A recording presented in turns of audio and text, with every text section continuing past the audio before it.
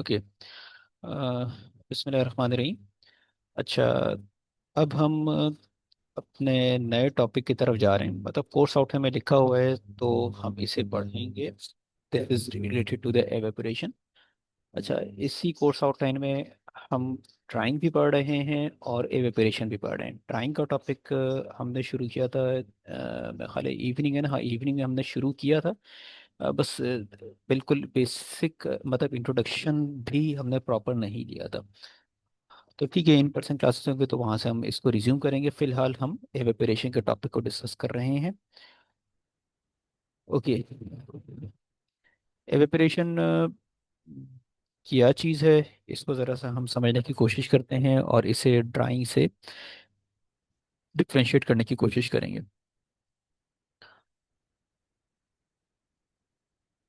अब मेरे पास screen clear हो जाए।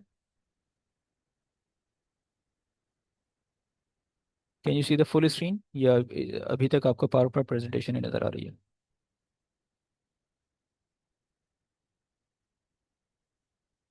Fine. ठीक है, सही है। ओके। एवेपोरेशन। एवेपोरेशन क्या चीज़ है? एवेपोरेशन क्या होता है, इससे ज़रा क्लेरिफाई करते हैं कि एवेपोरेशन क्या चीज़ है। बाकी जितने भी डिस्क्रिप्शन है वो आप लोग देख लीजिएगा, वो तो सब बैकग्राउंड बनाने के लिए इन पर्सन क्लासेस के लिए थी। पर डेफिनेशन इज एवेपोरेशन, बल्कि मैं क्यों बोल रहा हूँ, आप में से कोई ज़रा वॉलंटरी कर दे और ये जो साइंटिफिक डेफिनेशन है इसे ज़रा सा सिर्फ रीड कर दें, कोई भी एक आप में से प्लीज़।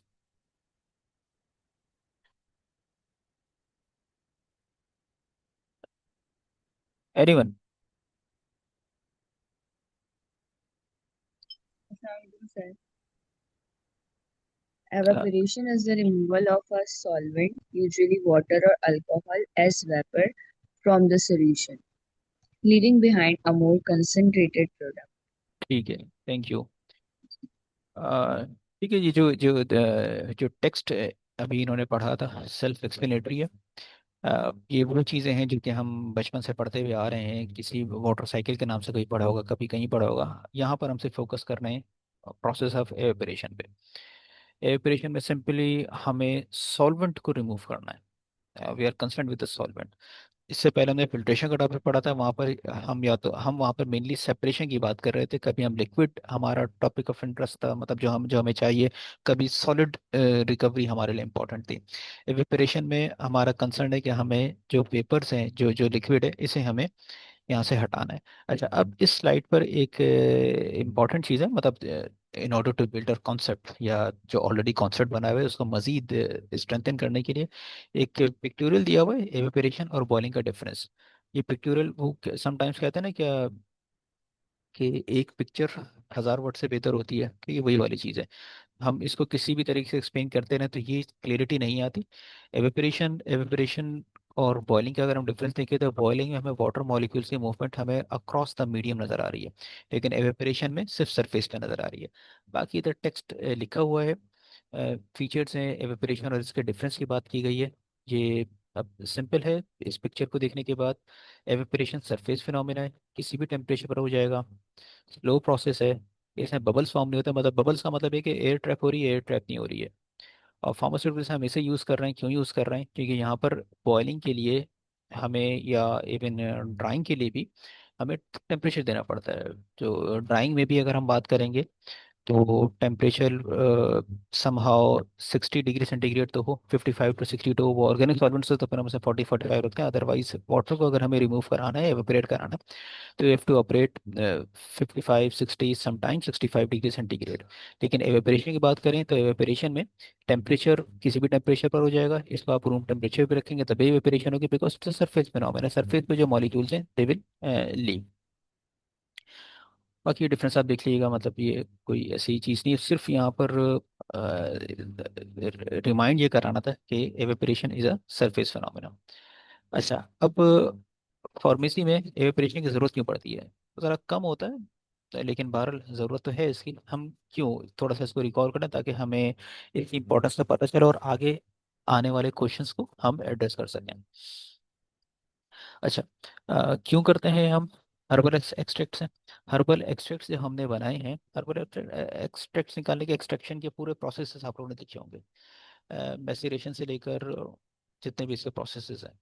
तो जब आपने इसको एक्सट्रैक्ट निकाल लिया है, तो अगर आप उस एक्सट्रैक्ट को कॉन्सेंट्रेट करना चाह रहे हैं, कॉन्सेंट्रेट कैसे करेंगे? एक्सेस जो आपका लिक्विड है उसे रिमूव करेंगे, उसको आप बॉईल करेंगे, हीट देंगे, तो अगेन जो भी आपका एक्सट्रैक्ट है वो चांसेस हैं कि वो डैमेज हो जाए। तो इसलिए आप एवेपोरेशन को लेकर आते हैं without providing any temperature, any heat. Herbal extract की बात कर लें, सीरस की बात कर लें, अगेन अगेन वही वाली बात है कि यहाँ पर आप एक्सेस को रिमूव कर रहे हैं and you are trying to reach the correct concentration. ऐसा करेक्ट कॉन्सेंट्रेशन क्यों? करेक्ट कॉन्सेंट्रेशन अगर आपको चाहिए तो आपने केयरफुली इनिशियली वे किया होगा, वॉल्यूम भी आपने एडजस्ट किया होगा, तो यहाँ पे करेक्ट कॉन्सेंट्रेशन की क्या ज़रूरत है?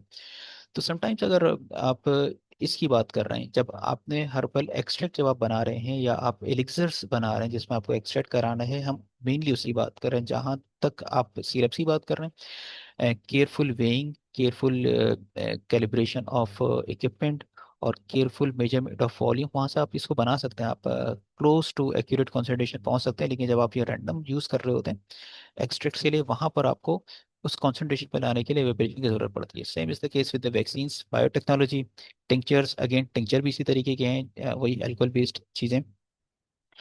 मेन चीज़ें यहाँ पर हैं एपीआई की प्रिपरेशन। जब आप एपीआई बना रहे होते हैं, जस्ट कंसीडर, बहुत कॉमन एग्जांपल है ये, acetyl salicylic acid, aspirin. Aspirin जब आप बना रहे होते हैं तो फिर एस्प्रिन जब बन रहा होता है तो फिर कुछ ना कुछ आपको सॉल्वेंट भी चाहिए, इम्प्योरिटीज भी चाहिए, आपको उधर से सॉल्वेंट रिमूव कराना है। सॉल्वेंट रिकवरी की बात है कि अब देखिए सॉल्वेंट का ऐसा सिलसिला है कि कहने को तो ये आसान है कि हम सॉल्वेंट को रिकवर करने के लिए वेपरेशन करते हैं। वाई? वाई? इसमें देखिए दो चीज़ें हैं। एक तो ये है कि जो सॉल्वेंट आप इस्तेमाल कर रहे हैं, फॉर एग्जांपल आप में से कुछ लोग, आप में से कुछ नहीं, सब ने फार्माकोग्नोसी पढ़ी हुई है, और उसमें हम हर्बल एक्सट्रैक्ट जब ले रहे होते हैं तो we need a lot of solvent. Organic solvents हमें चाहिए होते हैं, दे आर एक्सपेंसिव। अगर हम इनको सिंपली एवेपोरेट करा के, सिंपल एवेपोरेट कराएं, एनवायरनमेंट में चले जाएं, तो दो नुकसान हो गए। एक तो आपको सॉल्वेंट भी ज़ाया हो गया, आप प्रॉपर एवेपोरेशन के थ्रू उसे आप कलेक्ट करते हैं ताकि आप बाद में रीयूज कर सकें। और दूसरा ये होता है कि जब वो एनवायरनमेंट में जाएगा तो उसके जो फुटप्रिंट्स आएंगे वो इको फ्रेंडली यकीन नहीं होगा, वो एनवायरनमेंट को ख़राब करने में, डैमेज करने में कंट्रीब्यूट करेगा। तो यहाँ से फिर वो कॉन्सेप्ट शुरू होता है ग्रीन फार्मेसी का, ग्रीन मैन्युफैक्चरिंग का। उसमें आप ये करते हैं कि जो आपके सॉल्वेंट्स है, सॉल्वेंट्स को आप एनवायरनमेंट में वापस जाने से रोक रहे हो, वापस क्या, बस जाने नहीं देंगे, आप उसे रिकवर करेंगे। आपको दो फायदे होंगे, एक तो आप एनवायरनमेंट को सेव कर रहे हैं, और दूसरा सॉल्वेंट को रिकवर करके आप उसे रीयूज कर सकते हैं। तो दीज आर द थीम्स। हम यहाँ पर इस स्लाइड पर हम क्या देखने की कोशिश कर रहे हैं? हम ये देख रहे थे कि हम फार्मेसी में ज़रूरत क्या पड़ती है। फार्मेसी में बस आप सिंपली देख लें कि हर्बल एक्सट्रैक्ट के केस में, हर्बल एक्सट्रैक्ट को देखेंगे तो टिंचर वगैरह भी कवर हो जाएंगे। एपीआई की प्रिपरेशन में यहाँ पर आपको एवेपोरेट कराने हैं, क्योंकि यहाँ पर आप ज़्यादा हीट ही देना चाह रहे होते हैं। वैक्सीन्स, बायोटेक्नोलॉजी में, टिंचर्स में, हर्बल में, एपीआई की प्रिपरेशन में। और सॉल्वेंट रिकवरी, सॉल्वेंट रिकवरी का मैन्युफैक्चरिंग से ताल्लुक नहीं, सॉल्वेंट रिकवरी का भी मैंने एक्सप्लेन कर दिया कि आप एक्सपेंसिव सॉल्वेंट्स को रीयूज करने की कोशिश करते हैं, पहला ऑब्जेक्टिव। और दूसरा ऑब्जेक्टिव आपका ये है कि आप एनवायरनमेंट पे इम्पैक्ट को मिनिमाइज कर रहे होते हैं, जो इसका जो डेलिटीरियस, जो नेगेटिव और हार्मफुल इम्पैक्ट आना है किसी भी ऑर्गेनिक सॉल्वेंट का। अच्छा, एवेपोरेशन का प्रोसेस है। एवेपोरेशन का प्रोसेस जिस इक्विपमेंट में होगा, एवेपोरेटर बोल रहे हैं, एवेपोरेटर में हो क्या रहा है? सिंपली उसमें हीट ट्रांसफर है। हीट ट्रांसफर कहाँ से है? जो भी आप हीट दे रहे हैं, अच्छा अब ये वही वाली चीज़ आ गई कि अभी ये थोड़ी देर पहले हम कह रहे हैं कि हीट नहीं दे रहे हैं, और अब हम कह रहे हैं कि हीट दे रहे हैं। उसे रिकॉल कीजिएगा, जब हमने एवेपोरेशन और बॉइलिंग का डिफरेंस देखा था तो वहाँ पर वी वर टेलिंग कि एवेपोरेशन किसी भी टेम्परेचर पे हो सकता है, किसी भी टेम्परेचर पे हो सकता है। तो इनफैक्ट आपको या तो हीट ट्रांसफर करनी पड़ेगी, वेपर और लिक्विड की सेपरेशन करनी पड़ेगी, और उसकी एफिशिएंसी, एनर्जी एफिशिएंसी को आप कंसिडर करेंगे। सॉरी, कहाँ गया? हाँ। अच्छा, हीट आपको क्यों चाहिए? हीट एक्चुअली आपके जो मॉलिक्यूल्स हैं उन्हें काइनेटिक एनर्जी ट्रांसफर करेगी, काइनेटिक एनर्जी ट्रांसफर करेगी, दे विल मूव। इधर देखें, जब तक इसके पास एनर्जी नहीं आएगी सरफेस मॉलिक्यूल पे, they will not, they are not going to leave the surface. इनको एनर्जी देनी है, वो आप हीट के थ्रू दे रहे हैं। हीट क्या है? हीट कन्वर्ट होगी काइनेटिक एनर्जी में। या चलो आप हीट नहीं दे रहे, आप सिंपल, चलो ऐसे कर लो, आप स्टीयरिंग कर रहे हैं, ठीक है, स्टेयरिंग कर रहे हैं आप, स्टेयरिंग कर रहे हैं तो स्टेयरिंग के की वजह से इसमें एजिटेशन हो गई। एजिटेशन का मतलब है मॉलिक्यूलर मूवमेंट पड़ी। मॉलिक्यूलर मूवमेंट क्या होती है? Increase kinetic energy leads to increase temperature. ठीक है, इतना टेम्परेचर इंक्रीज नहीं हो रहा है कि 25 डिग्री सेंटीग्रेड से ये 45 तक जा रहा है, लेकिन somehow like movement is involve. Molecular movement बढ़ रही है, जहां मॉलिक्यूलर मूवमेंट होगी तो फिर आप उसे एवरेज काइनेटिक एनर्जी को आप टेम्परेचर का नाम दे देंगे। ऑल इन ऑल आप ये कह लें कि हमें मॉलिक्यूल्स को सरफेस से रिमूव कराने के लिए we need to provide some sort of energy, heat energy आप दे रहे हैं। Vapour liquid separation, this is the main like the core issue, कि वेपर्स को आपने एनर्जी दी और फिर वो सिस्टम को से रिमूव हो जाएंगे, सिस्टम से को छोड़ के चले जाएंगे। बाकी एनर्जी एफिशिएंसी के पास इस प्रोसेस को कितना एनर्जी एफिशिएंट आप रख सकते हैं, आप एनर्जी एफिशिएंट रखेंगे। अच्छा, फिर हम इससे और आगे बढ़ते हैं। अब आप ये देखें कि इस पूरे जो एवेपोरेशन का प्रोसेस है, इसमें कौन कौन से फैक्टर्स इन्फ्लुएंस करते हैं। Factor one, temperature. टेम्परेचर ठीक है, अभी बिल्कुल अभी जो पिछली स्लाइड पे एक्सप्लेन किया था कि टेम्परेचर ज़्यादा होगा, काइनेटिक एनर्जी ज़्यादा होगी। काइनेटिक एनर्जी ज़्यादा होगी तो जो बॉन्ड्स हैं मॉलिक्यूल्स के वेपर्स के जो आपस में बॉन्ड हैं, उनको एस्केप करने में आसानी होगी। एस्केप करने में आसानी होगी तो इसका मतलब ये है कि आप टेम्परेचर बढ़ाएंगे तो temperature is directly proportional to the rate of evaporation. ठीक है, यहाँ पर चीज़ों के बाकी आप एक्सप्लेनेशन इसकी देखिएगा। दूसरा फैक्टर है सरफेस एरिया। सरफेस एरिया इधर कुछ एग्जाम्पल्स दी हुई है, सेल्फ एक्सप्लेनेटरी है। हम यही कह रहे हैं कि जितना ज़्यादा सरफेस एरिया होगा, सरफेस एरिया ज़्यादा होगा तो उतने ही मॉलिक्यूल्स को सरफेस छोड़ के निकलने का मौका मिलेगा। तो higher the surface area, higher will be the rate of evaporation. अच्छा, अब here comes the concept of the vapor pressure। अब वेपर प्रेशर क्या चीज़ है? Vapour pressure and the atmosphere above, इसको दोबारा उसी पिक्चर पे हम जाने की कोशिश करते हैं। What is vapour pressure? देखिए, यहाँ पर सरफेस है, ये मॉलिक्यूल्स, ये जो वाटर के वेपर्स हैं, ये यहाँ से गए हैं तो दे बिकम द वेपर। अब यहाँ पर इनकी कॉन्सेंट्रेशन ज़्यादा है, इस जगह पर जहाँ पर अभी मैं कर्सर मूव करने की कोशिश कर रहा हूँ, इधर वेपर्स की कॉन्सेंट्रेशन ज़्यादा होगी। वेपर्स जब आपस में कोलाइड करेंगे, प्रेशर होता क्या है? Pressure is the collision of molecules. Molecules आपस में, जो वेपर्स हैं, वो आपस में कोलाइड करेंगे। अब या तो ये होगा कि वो कंडेंस होंगे, कंडेंस होने के बाद they will drop back to the medium, या फिर वो पुश होकर धक्का खा के ये ऊपर की तरफ निकलना शुरू होंगे। तो इंक्रीज सरफेस एरिया, अब इंक्रीज सरफेस एरिया है और चीज़ें, sorry not the increase surface area, increase vapour pressure and things move. Diffusion का प्रिंसिपल है, molecules move from there higher concentration to lower concentration. यहाँ पर वेपर की हायर कॉन्सेंट्रेशन है तो they will move towards the lower concentration, जो एक natural gradient है, नेचुरल फ्लो ऑफ मूवमेंट है, that will be towards low concentration. यहाँ पर या यहाँ पे वेपर प्रेशर कम होगा, वेपर्स कम है, वेपर्स कम है, कोलिजन कम है, कोलिजन कम है तो प्रेशर कम होगा। यहाँ पर वेपर ज्यादा है, वेपर ज्यादा है, कोलिजन ज्यादा होगी, कोलिजन ज्यादा होगी तो प्रेशर ज्यादा होगा। कोलिजन के बाद या तो ये वापस कंडेंस हो जाएगी, यकीनन कंडेंस ही होंगे, इतना ऊपर तो नहीं जा सकेंगे। तो इंक्रीज्ड वेपर प्रेशर, यहाँ पर वेपर प्रेशर हम इसे कह रहे हैं सरफेस पे जो वेपर्स है, और इससे ऊपर यहाँ या यहाँ कहीं पर भी वो एनवायरनमेंट का वो एटमॉस्फेरिक प्रेशर है।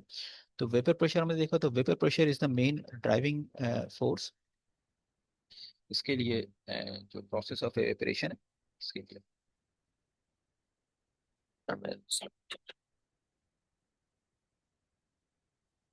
वेपर प्रेशर की हमने बात कर ली। आप इधर इसको एग्जाम्पल को देखिएगा। अब जैसे यहाँ पर एक डाई इथाइल ईथर की एग्जाम्पल दी है, डाई इथाइल ईथर की एग्जाम्पल दी है, इसका वेपर प्रेशर 40 डिग्री सेंटीग्रेड पर है सारे vapour pressures. 442 of mercury, high vapour pressure. ज़्यादा वेपर प्रेशर है तो यहाँ से ये लो की तरफ मूव करेगा, क्योंकि बहुत हाई है तो लो की तरफ इसको रैपिडली मूव करना चाहिए, दैट्स वाई इसका रेट ऑफ एवेपोरेशन ज़्यादा होगा। इसलिए हम करें ना वोलेटाइल है, ये बहुत वोलेटाइल है। वोलेटाइल सब्सटेंसेस का वेपर प्रेशर ज़्यादा होगा। अब इसी तरीके से आप देख लीजिएगा, इथेनॉल को देख लें, वाटर को कंपेयर कर लें। इथेनॉल का जो वेपर प्रेशर है इट्स 44, और वाटर का 17.5। रेट ऑफ एवेपोरेशन किसका ज़्यादा होगा? रेट ऑफ एवेपोरेशन इथेनॉल का ज़्यादा होगा। क्यों ज़्यादा होगा? Because on the basis of the vapour pressure at constant temperature. अगर मैं इसी पर टेम्परेचर बढ़ा दूँ, 20 के बजाय मैं 25 कर दूँ, तो क्या इसका वेपर प्रेशर बढ़ेगा? वेपर प्रेशर बढ़ेगा। क्या इसका रेट ऑफ वेपरेशन इंक्रीज होगा as compare to 20? Yes, increase होगा। तो दिस इज द फिलोसफी। अभी हम फैक्टर्स को देख रहे हैं, हमने कंसिडर किया टेम्परेचर, टेम्परेचर और एवेपोरेशन डायरेक्ट रिलेशनशिप में, सरफेस एरिया और rate of evaporation direct relationship. Vapour pressure, again यहाँ पर वेपर प्रेशर को आप डायरेक्ट और इनडायरेक्ट नहीं करें या डायरेक्ट या इन्वर्स नहीं करेंगे, यहाँ पर आप डिफरेंस ऑफ प्रेशर की बात कर लें कि एटमॉस्फेरिक प्रेशर और इसके दरमियान कितना डिफरेंस है। डाईथाइल ईथर का एमएफएचजी है, और जो उसका एनवायरनमेंट का जो प्रेशर होगा वो कितना है, उसका आप डिफरेंस देख लें कि कितना डिफरेंस है। यकीनन यहाँ पर डिफरेंस फेवरेबल होगा, रेट ऑफ एवेपोरेशन रैपिड होगा। ओके, अब इस लिक्विड की बात करें कि लिक्विड के कौन कौन से फैक्टर रेट ऑफ एवेपोरेशन पर इन्फ्लुएंस कर होंगे। इंटरमॉलिक्यूलर फोर्सेस, यकीनन जो ज़्यादा मतलब जो जो इनकी बॉन्ड एनर्जी ज़्यादा होगी उसकी एवेपोरेशन भी थोड़ा रैपिड नहीं होगी, डिलेड होगी, तो फिर आपको वहाँ पर हीट हीट आपको ज़्यादा देनी पड़ेगी। विस्कोसिटी ज़्यादा है, विस्कोसिटी ज़्यादा है, फ्लो नहीं हो रहा, हीट ट्रांसफर थोड़ा मुश्किल से हो रहा है। हीट सेंसिटिविटी अगर आ गई है, तो हीट सेंसिटिविटी है तो इसमें आप ज़्यादा टेम्परेचर दे नहीं सकेंगे। टेम्परेचर की फिर आप बात नहीं करेंगे, स्टीयरिंग की बात करेंगे, या फिर आप अंडर वैक्यूम इसको ट्रीट करने की बात करेंगे। स्केलिंग फाउलिंग, इसमें आप जैसे कैल्शियम सॉल्ट्स हैं, शुगर्स हैं, ये जब आप थोड़ा सा हीट लेते हैं ना, ये हीट लेते हैं तो ये डिपॉजिट हो जाते हैं, डिपॉजिट हो जाएंगे। अब ये ऐसा लिक्विड जिसमें ये कैल्शियम सॉल्ट्स हैं, शुगर्स हैं, उसको आप एवेपोरेट करने की कोशिश कर रहे हैं बाय प्रोवाइडिंग द हीट, तो फिर ये वाली प्रॉब्लम आएगी। जब ये प्रॉब्लम आएगी तो फिर आपको उसको थोड़ा क्लीन करने में मुश्किल होगी। ये CIP क्लीन इन प्लेस उधर ही रखे रखे जो आपको क्लीन करना है। इंटरमोलिकुलर फोर्सेस हैं, ज़्यादा फोर्सेस हैं, स्ट्रॉन्ग बॉन्ड्स हैं, तंग करेंगे, विस्कोसिटी ज़्यादा हो गई है, तंग करेगी, हीट सेंसिटिव प्रोडक्ट्स हैं, तो हमें जो प्रोसेस है उसे चेंज करना पड़ेगा। और नॉर्मल एटमॉस्फेरिक प्रेशर पे तो हमें ज़्यादा टेम्परेचर देना पड़ेगा। ज़्यादा टेम्परेचर देंगे तो हमारा जो एक्टिव है वो डिस्ट्रॉय हो सकता है, तो हम इस तरीके से नहीं करेंगे। स्केलिंग अगर उसमें हो रही है, कैल्शियम सॉल्ट्स हैं, शुगर्स हैं और हीट दे रहे हैं, तो ये सरफेस पे डिपॉजिट हो जाएंगे। फिर आपको क्लीनिंग करनी पड़ेगी, अगर आप क्लीनिंग नहीं करेंगे तो फिर हीट ट्रांसफर इतना एफिशिएंट रहेगा नहीं। फोमिंग टेंडेंसी है, फोमिंग मतलब फोम अगर बन रहा है ना, फोम अगर बन रहा है तो फिर उसमें अब एयर भी ट्रैप हो रही है। एयर ट्रैप हो रही है और फोम क्यों बनेगा, उसमें सर्फिकेंट्स मौजूद होंगे। सर्फिकेंट्स मौजूद हैं, प्रोटीन्स हैं, प्रोटीन्स मतलब आप मिल्क की एग्जांपल ले रहे हैं, मिल्क को आप जरा स्टर करेंगे, चाय में बना रहे होते हैं ना, मिल्क में ज़्यादा आपको फोम मिलेगा क्योंकि उसके अंदर नेचुरल सरफेस एक्टिव एजेंट्स हैं। तो सरफेस एक्टिव एजेंट्स की वजह से जो फ्लूइड की मूवमेंट हो रही है वो एयर ट्रैप हो रही है, एयर ट्रैप हो रही है तो फिर हीट ट्रांसफर में और फिर वाटर जो वेपर्स हैं, वेपर्स को मूव करने में थोड़ा थोड़ा प्रॉब्लम होगी। सिमिलरली कॉन्सेंट्रेशन, जब कॉन्सेंट्रेशन, ये सिंपल, जब आप फर्स्ट ईयर में थे तो फर्स्ट ईयर में आप लोगों ने कोलिगेटिव प्रॉपर्टीज पढ़ी होगी। जब भी हम सोल्यूशन होता है, सोल्यूशन में कॉन्सेंट्रेशन का फर्क पड़ता है तो फिर चार प्रॉपर्टी चेंज होती हैं, होपफुली वो चार याद होंगी, वो फिर भी आप लोग देख लीजिएगा कि वो चार कौन कौन सी हैं। फ्रीजिंग पॉइंट की बात हो रही थी, बॉइलिंग पॉइंट की बात हो रही थी। यहाँ पर हमारा जो कंसर्न है वो बॉइलिंग पॉइंट का है। जब कॉन्सेंट्रेशन बढ़ती है, कॉन्सेंट्रेशन बढ़ेगी, keeping all other factor constant, तो उसका बॉइलिंग पॉइंट भी इंक्रीज होगा। जब बॉइलिंग पॉइंट इंक्रीज होगा तो अब उसे ज़्यादा एनर्जी चाहिए, ज़्यादा आपको हीट देनी पड़ेगी so that molecules leave the surface. तो ये कुछ छह चीज़ें जमा की हैं, जो ये वो फैक्टर्स हैं जो कि लिक्विड इटसेल्फ हैं, जो लिक्विड है, इस लिक्विड मीडियम को आप एवेपोरेट कराना चाह रहे हैं, उनमें किन चीज़ों को कंसीडर करना है in addition to temperature, surface area, vapour pressure, ये नेचर ऑफ लिक्विड भी मैटर करती है। अच्छा, अब इसमें लेटेंट हीट ऑफ वेपराइजेशन आ रहा है। Latent heat of vaporisation hopefully class 10, हाँ क्लास 10 में जब हीट का चैप्टर एटलीस्ट मैंने उधर ही पढ़ा था, आप लोगों ने मुझसे पहले पढ़ा होगा, ज़्यादा तो इन लोग हैं, ज़्यादा एक्सपोजर है आप लोगों का। तो ये होता क्या है, ये लेटेंट हीट ऑफ वेपराइजेशन होता क्या है, ये तो जो भी लेफ्ट साइड पे जो भी डिस्क्रिप्शन लिखी होगी इसको एनालॉजी के साथ आप देख लीजिएगा। एक्चुअली ये कि ऐसा तो नहीं होता ना कि आपने इधर हीट दी है और मॉलिक्यूल्स, ये वाले जो फैक्टर्स हैं, मॉलिक्यूल्स फॉरन ब्रेक होना शुरू हो गए, विस्कोसिटी भी एकदम से टेम्परेचर देने के बाद कम हो गई। No, it will take time, it will take time. We need some energy जो उस वो लिक्विड एब्जॉर्ब करे, मॉलिक्यूल्स को वो चाहिए बॉन्ड ब्रेक करने के लिए, विस्कोसिटी को रिड्यूस करने के लिए, उसके बाद फिर एवेपोरेशन होगा। लाइक ये वो हीट कंटेंट है जो आपको इनिशियली देना पड़ेगा, ताकि इतनी हीट देंगे तो उसके बाद एवेपोरेशन का प्रोसेस शुरू होगा, अदरवाइज एवेपोरेशन का प्रोसेस शुरू नहीं होगा। तो ये मैथमेटिक्स है, ये फार्मूला भी देखा होगा आप लोगों ने, कि वो अगर आप हीट एनर्जी कितनी आपको चाहिए, एम वो मास ऑफ लिक्विड है जो आप एवेपोरेट कराना चाह रहे हैं, and this is the latent heat of vaporisation. LV ये इक्वेशन, मतलब ये वैल्यूज दी हुई हैं, इसे आप कैलकुलेट कर लीजिएगा। अगर सिर्फ वाटर है तो फिर ये लेटेंट हीट ऑफ वेपराइजेशन उसकी होगी, इथेनॉल है, मेथनॉल है, हर सॉल्वेंट की अपनी अपनी लेटेंट हीट ऑफ वेपराइजेशन है। If you are considering the combination of solvent, तो फिर अकॉर्डिंगली आपको जो लेटेंट हीट ऑफ वेपराइजेशन है उस मिक्सचर की, उस कॉम्बिनेशन की वो कैलकुलेट करनी पड़ेगी। जब वो कैलकुलेट करेंगे तब आप ड्यूरिंग द प्रोसेस ऑफ वेपरेशन उतनी ही हीट प्रोवाइड करेंगे। ज़्यादा हीट प्रोवाइड करेंगे तो एनर्जी जा रही है, आप एक्टिव जा रहे हैं। कम हीट प्रोवाइड करेंगे तो फिर आपका रेट ऑफ वेपरेशन डिस्टर्ब होगा। अच्छा, अब एक और चीज़ है boiling point elevation. Boiling point elevation का सिलसिला ऐसा है कि जब हम प्रोसेस को करते हैं ना, ये रेट ऑफ एवेपोरेशन है, हमने इन सारी चीज़ों को देखा।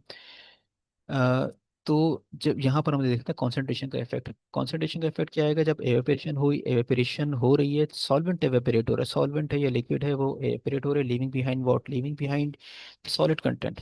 जब सॉलिड कंटेंट पीछे रह रहा है तो वो एक्चुअली कॉन्सेंट्रेशन बढ़ी है। अब कॉन्सेंट्रेशन बढ़ी है तो बॉइलिंग पॉइंट इंक्रीज हो रहा है। बॉइलिंग पॉइंट इंक्रीज हो रहा है तो you need even more heat energy, ताकि आपकी इवेपोरेशन का रेट मेंटेन रहे।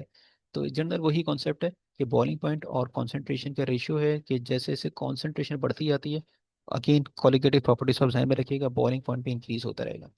तो इस चीज़ को भी आप कि जब थ्रू आउट द प्रोसेस, शुरू के 10 मिनट, 15 मिनट, 20 मिनट के बाद, general for the sake of discussion, तो leave solvent molecules or the liquid molecules are leaving the surface, leaving the medium, living behind the solid content. Solid है तो उसकी concentration बढ़ेगी, concentration बढ़ेगी तो अब उसका बॉइलिंग पॉइंट बढ़ गया। बॉइलिंग पॉइंट बढ़ने का मतलब है नो, क्योंकि अब जो पीछे सॉल्वेंट रही है ना, अब वो ज़्यादा इंगेज हो रहा है सॉल्यूट के साथ या सॉलिड कंटेंट के साथ, तो अब उसे निकालना, एक तो आपस की उनकी बॉन्डिंग की, लिक्विड लिक्विड की, अब लिक्विड के साथ सॉलिड भी हो गई है, तो you need more heat to to remove it. अच्छा, अब एक वही एक स्टेप्स हैं, एप्लीकेशन अब आ गई है जो हमने बिल्कुल शुरू शुरू में हमने देखी थी, वहां पर हमने वैसे देख लिया। यहाँ पर अब हर्बल एक्सट्रैक्ट को ही, जी इधर देखा था ना हमने, शुरू में कहाँ देखा था, यहाँ कहीं हमने देखा था कि हम क्यों कर रहे होते हैं एवेपोरेशन फार्मेसी में। तो फिर ये इधर ही, इसी जो हर्बल एक्सट्रैक्ट है, हर्बल एक्सट्रैक्ट वाले फेज को ही, सिर्फ इसी चीज़ को यहाँ पर एक्सप्लेन करने की कोशिश की है कि हम क्या कर रहे हैं। मटेरियल, रॉ मटेरियल लिया, एक्सट्रैक्ट उसे हम करने की कोशिश करें किसी न किसी मीडियम में, जो भी आपका मीडियम है। उसके बाद फिर हमने एक डाइल्यूट एक्सट्रैक्ट ले लिया, कोई कॉन्सेंट्रेटेड एक्सट्रैक्ट रखेंगे तो फिर उसमें से एक्सट्रैक्ट ही नहीं होगा ना। अगेन अगेन वही कॉन्सेप्ट है, वेपर प्रेशर वाला कॉन्सेप्ट है। या कॉन्सेंट्रेशन ग्रेडियंट का है, वेपर प्रेशर का तो एवेपोरेशन के साथ आएगा। यहाँ पर कॉन्सेप्ट आएगा कि अगर आपने कम सॉल्वेंट इस्तेमाल किया है और थोड़ा सा भी कंटेंट यहाँ से रिलीज होके इसमें एक्सट्रैक्ट होके आ गया, तो अब उधर की कॉन्सेंट्रेशन ज़्यादा हो गई है या बराबर हो गई है, तो अब no more movement from the raw material, ये रॉ प्लांट से अब एक्सट्रैक्ट मजीद होगा नहीं। तो यहाँ पर आपको ज्यादा इस्तेमाल करना है, एक्सिस में इस्तेमाल करना है। कितना एक्सिस में इस्तेमाल करना है? एक्सिस का मतलब एक्सिस होता है, अगर आप एंटिसिपेट करें 10 लीटर, तो आप 15 लीटर इस्तेमाल करेंगे, ताकि वो सिंक कंडीशन मेंटेन रहे। डाइल्यूट एक्सट्रैक्ट बन गया। इन सब के बाद जो भी कंप्लीट एक्सट्रैक्शन हो गई, अब आप एक्सट्रैक्ट करने के बाद आप क्या करेंगे? उससे एक्सट्रैक्ट इसे रिमूव करने की कोशिश करेंगे, एवेपोरेट आप करा दें। एवेपोरेट आप कराएंगे जब तक आपका डिजायर्ड लेवल ऑफ कॉन्सेंट्रेशन नहीं आ जाए, उस तक आप इसको एवेपोरेट कराते रहेंगे। बाकी मजीद डिस्क्रिप्शन आप इसकी देखिएगा। अगेन फिर उसी चीज़ को, वही जो स्लाइड टू स्टार्ट में हमने बात की थी, इसी को थोड़ा सा ये और एक्सप्लेन किया है। वही चीज़ें, इसमें कोई नई चीज़ नहीं, इसलिए सिंपल मैं इसका टेक्स्ट में रीड नहीं कर रहा। वैक्सीन्स, एंटीबायोटिक्स, बिल्कुल वही जो शुरू में मैंने समझी की थी, इसी की थोड़ी डिस्क्रिप्शन आ गई है। बस ये कि थोड़ा यहाँ पर हमने थोड़ा ऐसा भी कर दिया है, टेम्परेचर, डिजायर्ड टेम्परेचर और प्रेशर की हमने बात कर दी है। और जो एक प्रिफर्ड प्रोसेस है, प्रिफर्ड प्रोसेस है, हम किस प्रोसेस को हम ला सकते हैं। फॉर एग्जांपल लाइक इंसुलिन को अगर हम देख लें, तो इंसुलिन में हमने एक ये रिकॉम्बिनेंट एक कोलाई ब्रॉथ हमने बनाया, जिससे हम इंसुलिन हम निकालना चाह रहे हैं। प्रोसेस आपने अल्ट्रा फिल्ट्रेशन का, अगेन वही फिल्ट्रेशन, सेपरेशन की तरफ आप जा रहे हैं, या वैक्यूम एवेपोरेशन की तरफ आप जा रहे हैं। वैक्यूम एवेपोरेशन क्यों, ज़्यादा हीट देंगे तो ये डैमेज हो सकता है। डैमेज होगा तो फिर क्या, पीछे कुछ बचा नहीं, प्रोटीन है वैसे ही, तो आप 25 डिग्री सेंटीग्रेड पे ऑपरेट करेंगे। प्रेशर आपने मिनिमाइज किया है, रिड्यूस प्रेशर पे आप काम कर रहे हैं। तो रिड्यूस प्रेशर पे जब आप एवेपोरेशन करेंगे, एवेपोरेशन हो जाएगी without compromising it's integrity. High temperature, low temperature, reduce pressure करेंगे तो कम टेम्परेचर पर भी ये एवेपोरेशन का प्रोसेस देगा। बाद में आपको फ्रीज ड्राइंग करनी है तो फिर फ्रीज ड्राइंग कर लेंगे, फ्रीज ड्राइंग का फिर जब हम ड्राइंग का टॉपिक देंगे तो उसमें इसको कवर कर लेंगे। तो लाइक इसी तरीके से, मतलब ये एग्जाम्पल दी इन को तो मैंने रीड कर दिया, बाकी भी आप इसी तरीके से देख लीजिएगा क्या प्रोसेस है। आइडियली हम कौन सा प्रोसेस, मतलब किस तरीके से उसको पेनिसिलिन को या एमआरएनए को आप बना रहे हैं, उसके बाद आप कौन सा प्रोसेस इस्तेमाल कर रहे हैं एवेपोरेशन के लिए, और उसके बाद फिर मजीद आगे क्या स्टेप्स हो रहे हैं। अच्छा, फिर एक और एप्लीकेशन वही सॉल्वेंट रिकवरी, अगेन उसकी डिटेल उधर मेरा अपना ख्याल है कि जब हम उस स्लाइड पढ़ते उस पार्ट पढ़ते हैं वहाँ पर इसको एक्सप्लेन कर दिया, बाकी अगर कोई अंडरस्टैंडिंग रह गई है तो यहाँ पर आप टेक्स्ट देख लीजिएगा। बात वही है कि आपके जो एक्सपेंसिव सॉल्वेंट्स हैं आप उन्हें ऐसे इन्वायरमेंट में ज़ाया नहीं होने देना चाह रहे, इकोनॉमिक लॉस है, और दूसरा इकोनॉमिक जो जो आपका एनवायरमेंट है, सॉरी इकोनॉमिक लॉस तो है, दूसरा फिर वो एनवायरमेंट का भी लॉस आ रहे हैं, एनवायरमेंट में नहीं जाने देना चाह रहे। तो ये दो चीज़ें हैं इस एप्लीकेशन के हवाले से। ओके, यहाँ पर जो मैंने शायद आपसे स्लाइड शेयर की थी, उस स्लाइड में अब मुझे एग्जैक्टली याद नहीं आ रहा, आंसर्स मैंने शायद हाइड किए थे, इस वक्त ये आंसर मौजूद हैं, क्वेश्चन देख लीजिएगा, क्वेश्चंस के बाद इसके आप आंसर देखिएगा, आंसर देने की कोशिश कीजिएगा, देख लीजिएगा अगर आप इसको कर सकते हैं तो ठीक है। अंडरस्टैंडिंग आपकी बेहतर है, बेहतर अंडरस्टैंडिंग नहीं है कोई बात नहीं, मेरी भी बहुत सारे टॉपिक्स में बेहतर अंडरस्टैंडिंग नहीं है। खैर मैं अपनी एग्जाम्पल नहीं देना चाह रहा हूँ, बहुत सी चीज़ें पता ही नहीं है वो स्टैंडर्ड ही नहीं है। तो बहरहाल आप लोग अपनी अंडरस्टैंडिंग को बेहतर कीजिएगा, एक दफ़ा रीडिंग करने से नहीं हो रहा, दूसरी दफ़ा आप रीडिंग कर लीजिएगा, अंडरस्टैंडिंग उसी तरीके से बढ़ाते हैं। अच्छा, पार्ट वन यहाँ पे हमारा कंप्लीट हो गया है, तो इसी में चूंकि मेरा ख्याल है कि अभी हमारे पास do have some more time, तो मैं जो सेकंड पार्ट है इसका मैं उससे कंटिन्यू कर लेता हूँ। गिव मी अ मिनट और सो, ताकि मैं सेकंड पार्ट इसका रिज्यूम कर दूँ।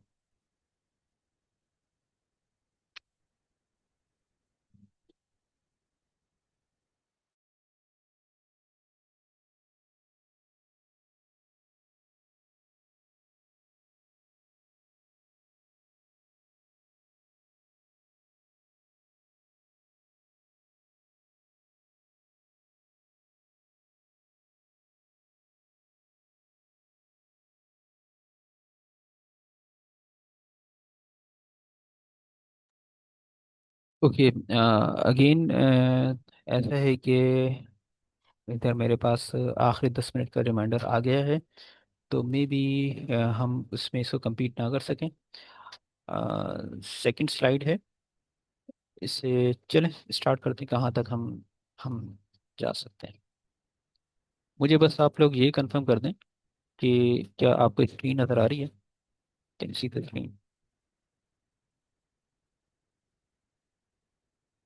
ये सेकंड प्रेजेंटेशन मैंने शेयर कर दी है, शेयर देख लें।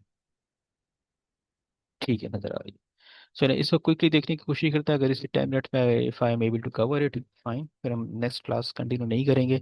अगर कुछ रह गया तो फिर बस ठीक है इसी में करते हैं, बाकी मैं रिकॉर्डिंग शेयर कर लूँगा अगर अगर हमें देर हुई। Okay, now will go quick. Previous discussion के बाद अब हम सेकंड पार्ट में आ रहे हैं जहाँ पर हम मशीनरी इक्विपमेंट की बात कर रहे हैं। बेसिक बस इसको देखिएगा कि बेसिक हमारा स्ट्रक्चर किस तरीके का होता है किसी भी एवेपोरेटर का, ये इसके पार्ट्स हैं।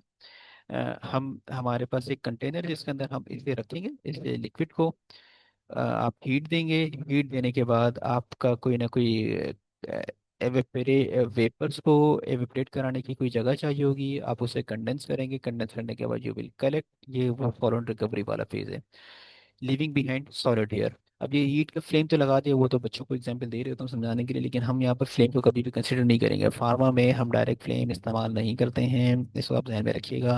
हीट सोर्स हमारा यूजुअली स्टीम होता है। तो बेसिकली यहाँ पर बस आप इस इक्विपमेंट को किसी भी किस्म का एवेपोरेटर होगा उसके बेसिक आप पार्ट देख लें, सैंपल रखने की जगह होगी जो जो आप करना चाह रहे हैं, वेपर्स को रिमूव करने की कोई जगह होगी, बस बेसिक ये चीज़ है। बाकी आप वेपर को कंडेंस करना चाह रहे हैं, आप उसके अंदर कोई कंडेंसर लगा दें सॉल्वेंट रिकवरी के लिए। ठीक है, ये बेसिक इसका इसका स्ट्रक्चर है। अगेन यहाँ पर उसी चीज़ को एक्सप्लेन कर रहे हैं जो उस स्लाइड में था, वही flask, condenser, receiver, residue, mainly आपका ये वाला पार्ट है जिसमें आप हीट दे रहे हैं, हीट ट्रांसफर की कोई एक लेयर होनी चाहिए, यहाँ पे हीट ट्रांसफर हो रही है और एवेपोरेशन है। तो ये शॉर्ट ट्यूब एवेपोरेटर्स, शॉर्ट ट्यूब एवेपोरेटर्स, इसको स्ट्रक्चर इसका समझ लें कि ये है किस तरीके का इसका स्ट्रक्चर। डिटेल आप यहाँ पर देख लीजिएगा जो भी लिखा हुआ है। मेनली बस आप सिर्फ ये देखें कि आप यहाँ से स्टीम दे रहे हैं, स्टीम दे रहे हैं। स्टीम क्या चीज़ है? ये हीट सोर्स है। फ्लेम नहीं दे रहे, हीट सोर्स है। यहाँ पर आपके इस तरीके के कॉइल्स हैं जिसके अंदर से आप स्टीम गुजार रहे हैं। जब स्टीम गुजार रहे हैं तो फिर इसकी जो साइड्स हैं, हीट होगी, ये जो कॉइल है इससे बाहर हीट एनर्जी यहाँ पर जाएगी, जो भी इसकी सराउंडिंग में इसका लिक्विड है, लिक्विड मूव करेगा, वेपर्स रिमूव होना शुरू करेंगे, वेपर अराइज होंगे यहाँ से। फिर आप इसको करेक्ट कर सकते हैं। इसको दोबारा देखें, ये जो वाइट पोर्शन है, वाइट पोर्शन में आप स्टीम को लेकर जा रहे हैं, स्टीम को लेकर जा रहे हैं आप। और ये वाला जो लिक्विड वाला पोर्शन है बीच में, अभी शब्द पता नहीं मुझे एक्चुअली नज़र नहीं आ रहा, लेकिन बहरहाल जो भी कलर है इसका ग्रीनिश सा है।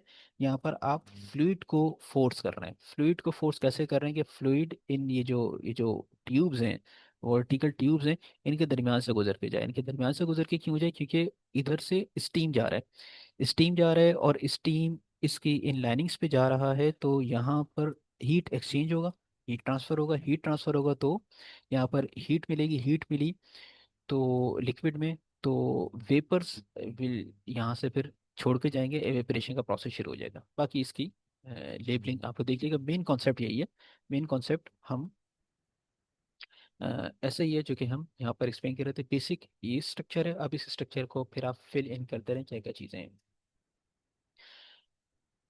अच्छा, अब इसमें एक और कॉन्सेप्ट है फॉलिंग फिल्म एवेपोरेटर का। फॉलिंग फिल्म एवेपोरेटर को आप इस तरीके से देखें, आप इसी चीज़ को, ये वाली जो एक साइड है इसको आप देखें, लाइक ये वो अ, अ, ये जो डॉटेड लाइन है, ये वॉल है।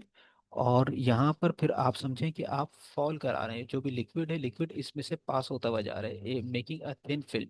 एक थिन फिल्म बनेगी तो फिर जब ये यहाँ से वेपर्स जब यहाँ से हीट ट्रांसफर करना है तो पूरे बल्क खुद नहीं जाना पड़ेगा, सिर्फ वो फिल्म जो कि इधर कांटेक्ट में है इस स्टीम लाइनिंग के साथ, यहाँ पर हीट ट्रांसफर होगी, तो यहाँ से एवेपोरेशन शुरू हो जाएगी।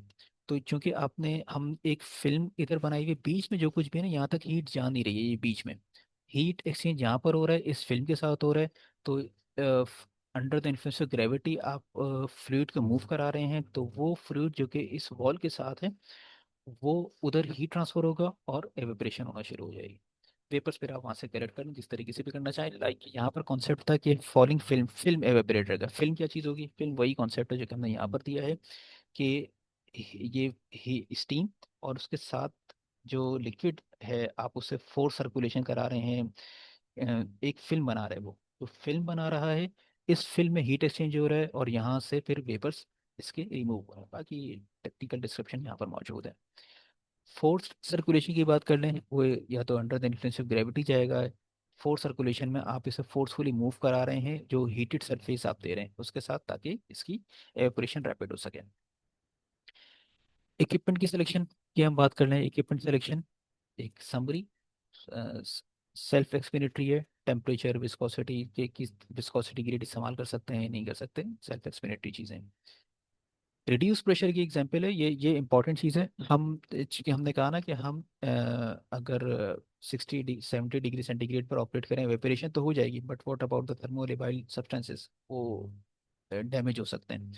तो हम ये कोशिश करते हैं कि हम प्रेशर को रिड्यूस करें। प्रेशर को रिड्यूस करेंगे तो प्रेशर को रिड्यूस करने से हमें क्या होगा? प्रेशर को रिड्यूस करने से हमें बॉइलिंग पॉइंट कम हो जाएगा। बॉइलिंग पॉइंट कम हो जाएगा तो हम उसे उसकी जो जो रेट ऑफ एवेपोरेशन है, जो जो एवेपोरेशन है, उसे हम लोअर साइड पर, कम टेम्परेचर पर हम उसे ऑपरेट कर सकेंगे। अब आप इसको देखिएगा कि लाइक ये एक ग्राफ है बॉइलिंग पॉइंट का और प्रेशर का। प्रेशर जैसे जैसे बढ़ता जाएगा बॉइलिंग पॉइंट भी बढ़ता जाएगा। ठीक है, बॉइलिंग पॉइंट और प्रेशर, एटमॉस्फेरिक प्रेशर की बात करें। दूसरी तरफ जैसे जैसे ये प्रेशर आप कम कर रहे हैं, इधर देखिएगा, यहाँ पर जब आप कम कर रहे हैं अलोंग द एक्सिस, तो बॉइलिंग पॉइंट भी रिड्यूस होता जा रहा है। अब ये बात आप लोगों ने फिजिक्स में कहीं ना कहीं पढ़ी होगी, इवन जो फिजिकल फॉर्मेसी वहाँ भी पढ़ी होगी। अगर इसमें थोड़ा सा रिकॉल करने का मसला है तो फिर मैं इसको किसी इन पर्सन क्लास में एक्सप्लेन भी कर दूंगा। बस ये देखिएगा कि जैसे हम प्रेशर रिड्यूस कर रहे हैं, this is the standard pressure, ये वन। 1 एटमॉस्फेरिक प्रेशर और 100 डिग्री सेंटीग्रेड बॉइलिंग पॉइंट है वाटर का। हम प्रेशर को रिड्यूस करते रहेंगे तो बॉइलिंग पॉइंट कम होगा, बॉइलिंग पॉइंट कम होगा तो इसका मतलब ये है कि आप इवन सपोज करें यहाँ पर आप हैं 0.1 की रेंज में तकरीबन कहीं आ रहे हैं, तो यहाँ पर 50 डिग्री सेंटीग्रेड पे वाटर बॉयल हो जाएगा, एवेपोरेट हो जाएगा। और अगर 50 डिग्री सेंटीग्रेड जो आपका सब्सटेंस है उसके लिए सूटेबल है, आप इसको ऑपरेट कर लें।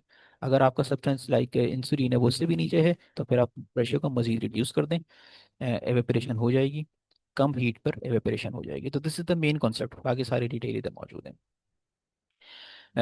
अगेन यहाँ पर थोड़ा डाटा दे दिया है कि इंसुलिन को आप किस तरीके से ऑपरेट करेंगे, 25 डिग्री सेंटीग्रेड पर ऑपरेट करेंगे, वैक्यूम कितना रखना है, विटामिन C, विटामिन B1, ये सारी डिस्क्रिप्शंस इसके अंदर मौजूद हैं। रोटरी वेपरेटर को एग्जांपल दी है लैब स्केल के हवाले से, होपफुली कि ये आप लोगों ने देखा होगा, अगर नहीं देखा तो काइंडली फार्माकोग्नोलॉजी लैब में एक दफ़ा देख लीजिएगा। वैसे आप लोगों ने देखा हुआ, इसमें कोई ऐसा मसला नहीं है। स्ट्रक्चर इसका वही है कि ये एक रोटेटिंग फ्लास्क है जो कि एक मीडियम में, ये medium sir not the medium, जैसे तो वाटर बाथ इसके अंदर रोटेट हो रही है, रोटेट हो रही है तो सरफेस एरिया भी चेंज हो रहा है, वेपर्स बन रहे हैं। वेपर्स आपके बन रहे हैं तो ये कंडेंसर है, कंडेंसर से वेपर्स को आप या तो कलेक्ट भी कर लें, वही वाली चीज़ है कि आपका जो एक्सपेंसिव सॉल्वेंट है, सॉल्वेंट रिकवरी की बात हो रही है। और बाकी ऑब्जेक्टिव आपका यही था कि यहाँ पर जो कंटेंट है यहाँ से आप इसको रिमूव करते रहें, किसे, सॉल्वेंट को, एक्सेस सॉल्वेंट को। वैक्यूम सिस्टम किस तरीके के हैं, इनकी एग्जांपल है कि वैक्यूम आप कैसे क्रिएट करते हैं, थोड़ी सी टेक्निकल चीज़ है ये, कि वैक्यूम पंप आप इस्तेमाल करके वैक्यूम क्रिएट कर रहे हैं। केस स्टडीज हैं, केस स्टडीज एक्चुअली वही है, क्योंकि इन पर्सन क्लास नहीं है तो केस स्टडी वो डिस्कस करने में यहाँ मज़ा नहीं आएगा, लेकिन केस स्टडीज प्रॉपरली लिखी हुई हैं, इन्हें भी आप लोग देख लीजिएगा। ये सेकंड केस स्टडी है, तीसरी केस स्टडी है, चौथी केस स्टडी है। समरी समराइज हो गया। और क्विज, क्विज का अगेन वही है, इसमें कुछ आंसर्स लिखे हुए हैं जो आपसे शेयर किए थे, उसमें सिर्फ क्वेश्चन आंसर्स नहीं थे, इसको देख लीजिएगा। फिर किसी किस्म का क्वेश्चन है तो फिर नेक्स्ट इन पर्सन क्लास में हम इसे एड्रेस कर सकते हैं। ठीक है, चलें हम यहीं पर ही फिनिश करते हैं इसे। Thank you.